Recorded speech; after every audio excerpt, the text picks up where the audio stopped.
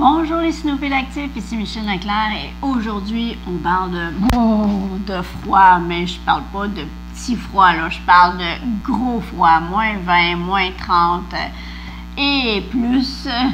Donc, qu'est-ce que je fais avec mon chien? Parce que je vous dis souvent, faites bouger votre chien, c'est bon pour lui, allez prendre l'air, oui, mais l'hiver, qu'est-ce que je fais? Est-ce que c'est bon que j'aille promener mon chien ou bien si je le garde à la maison?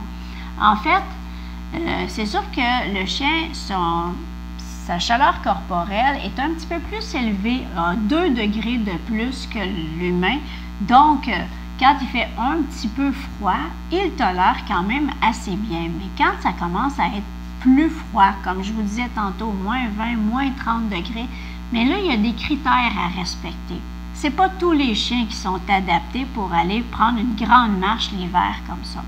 Donc, voici les critères. Numéro 1, est-ce que votre chien est toujours à l'intérieur ou la plupart du temps à l'intérieur? Il va juste dehors pour faire ses petits besoins, puis il se dépêche pour revenir en dedans, se réchauffer.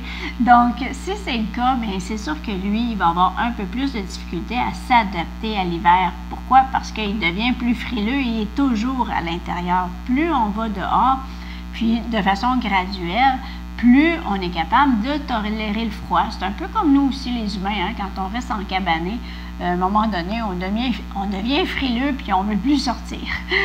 La deuxième chose qu'il faut regarder, eh bien, c'est sa morphologie. Est-ce que le chien est fait pour ça, pour aller dehors? Je pense aux huskies ou malamutes qui tirent des traîneaux, qui sont toujours la majorité du temps dehors. Donc, eux autres, ils sont faits pour ça. Ils ont le poil dense, ils ont même un sous-poil pour ça. Leurs oreilles sont tout petites et cachées dans le poil. La queue, parfois, est plus touffue, il y a plus de poils. Et ensuite, ce qu'on pourrait dire, c'est que les pattes sont trapues, sont grosses, pleines de poils. Donc, oui, eux autres, ils vont tolérer un peu plus le poil.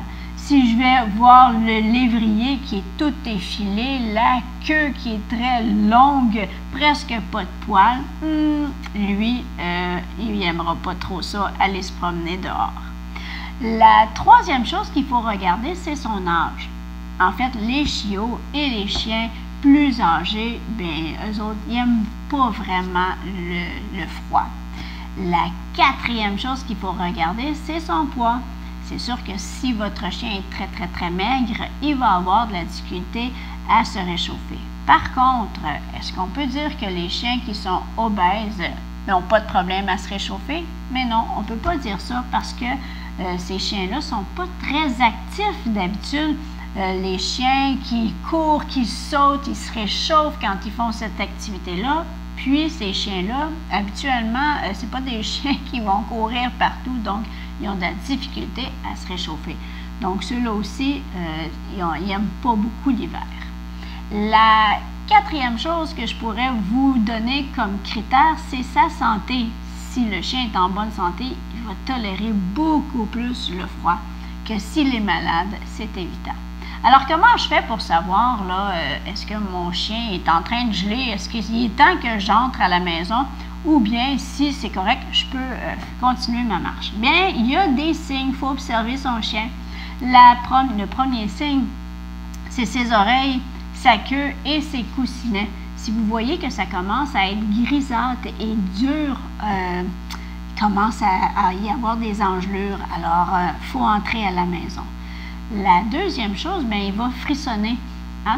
C'est comme nous, quand notre température baisse de 1 degré, on commence à frissonner. C'est le temps de dire, notre corps nous dit, hey, faut que tu te réchauffes parce que là, tu commences à avoir un peu trop froid. Alors, c'est la même chose pour les chiens. Quand ils frissonnent, on entre à la maison.